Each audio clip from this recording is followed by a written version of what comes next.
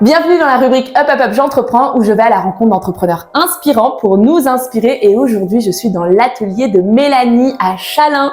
C'est parti, Up Up Up, on y va. Bonjour Mélanie. Salut Elsa.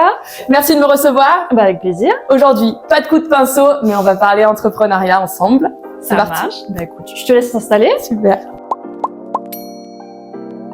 On est bien installé entre les pinceaux, la peinture, mais bon, moi je sais pas faire grand chose avec mes 10 doigts. Ah si, je suis sûre que si. On va essayer après peut-être. Ah non, on a dit qu'on voulait pas.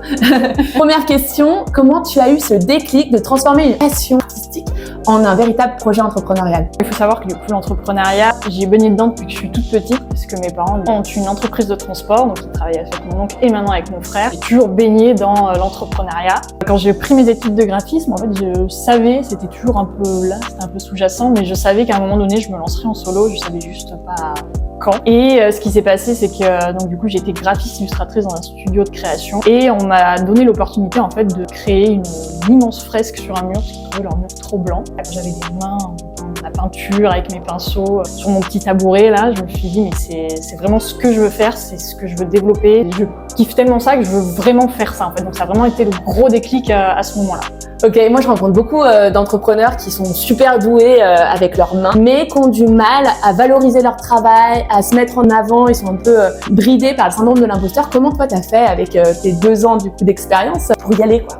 Du coup, le syndrome de l'imposteur, faut savoir qu'il part jamais vraiment. Moi, il est toujours un petit peu là. Et c'est bien aussi parce que c'est un peu catalyseur aussi. Je me suis vraiment un petit peu forcée à me mettre en avant, à mettre mon travail en avant aussi, étant donné que c'est un métier visuel. Et bah, du coup, il faut aussi montrer ce qu'on sait faire. Donc, ça n'a pas été facile. Hein. C'est pas vraiment dans ma personnalité de mettre en avant moi et aussi ce que je fais. Mais voilà, ça a vraiment été salvateur aussi parce que ça a permis de montrer mon travail aux gens, de voir comment ils réagissaient face à mon travail, d'aussi avoir des critiques qui sont la plupart du temps plutôt constructives. Pour un petit peu bloquer le syndrome de l'imposteur, c'est aussi voilà, se faire confiance et se challenger en fait, de dire je vais le faire quand même si ça me fait peur et je pense que je suis pas capable d'aller sur malentendu, ça peut marcher et spoiler, ça marche toujours. L'entrepreneuriat, c'est on peut péter toutes les pensées limitantes et on avance quoi. C'est ça, exactement. Super. Si tu avais un conseil du coup à donner à une personne qui hésite à vivre de son hobby, quel serait-il?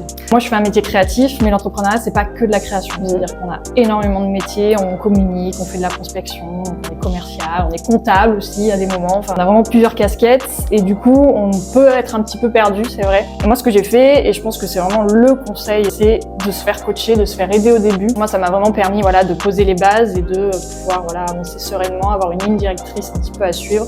Et c'est rassurant aussi de se dire on a quelque chose à suivre. Merci pour cette palette de conseils constructifs.